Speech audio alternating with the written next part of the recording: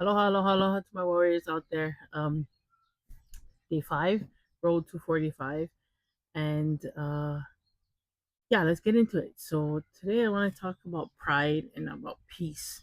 And, last several days I've had numerous conversations with family and friends and talking about like reflecting and how like life has been since COVID, how life has been since certain other events that has happened in our lifetimes, experiences that we have experienced.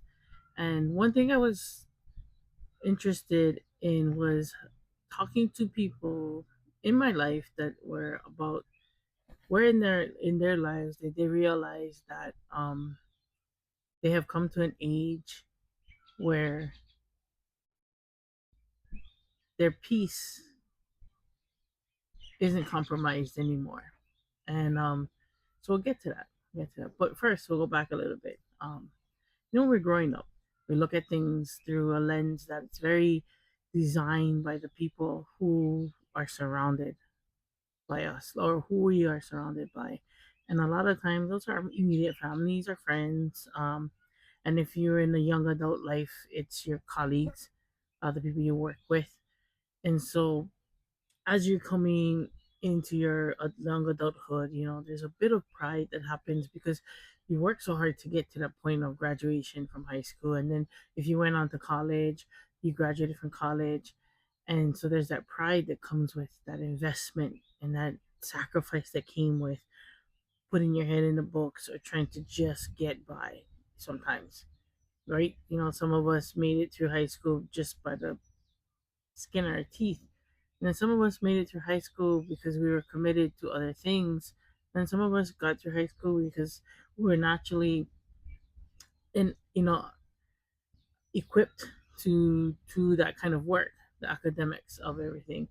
And no one person does it right or wrong, but there's a pride that comes out of graduating from high school, and there's a pride that comes out of like accomplishing things. Um, Especially when society says, "Hey, by the way, you should be this, and this, and you should be in the box based on this, and this." And so, when you meet those checkoffs, and when you actually get to mark it off your accomplishments, there is a pride that comes with it, and you get really proud of that. And as you get older, um, sometimes pride from accomplishing things that people said you wouldn't be able to do comes out as being proud to become a parent. The pride in having this young soul that you have to raise and look after. And so your pride shifts, right? Your pride and how you become proud of something shifts. Getting the promotion at the job, getting the job, to be honest. There's a pride in that. But there's also this other side of pride that most of us just, kind of like not really like we know it's there, it exists, and sometimes it becomes an ego thing. It's egotistical to think like I am better than or I can do this because I've done all of this.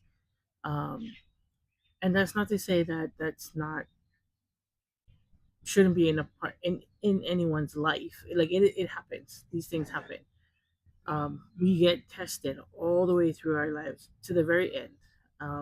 And now on the road to 45, I'm looking back and going, I like my peace. And sometimes I don't have to be the loudest one in the room or the smartest one in the room or in the conversation. I don't actually have to be in the conversation. I like my peace a little bit more than I like my pride. And so that's when I realized, like, as I'm getting older, I value that. I value deep, meaningful conversations, even if it might be with one person for a whole month.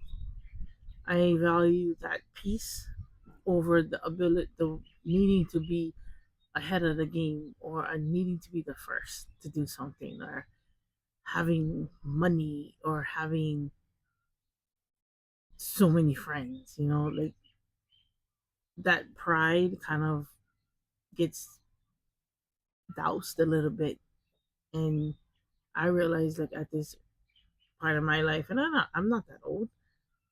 I'm not old at all. But at approaching 45, I realized like I find solace in that peace.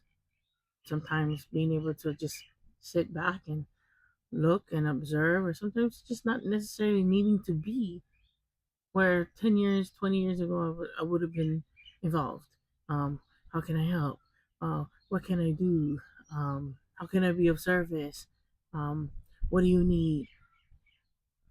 20 years later, I'm like, I like having those deep, meaningful conversations. I like having the one on one. I value my peace over being proud of something or some accomplishment that I've made. And I think that's where I'm going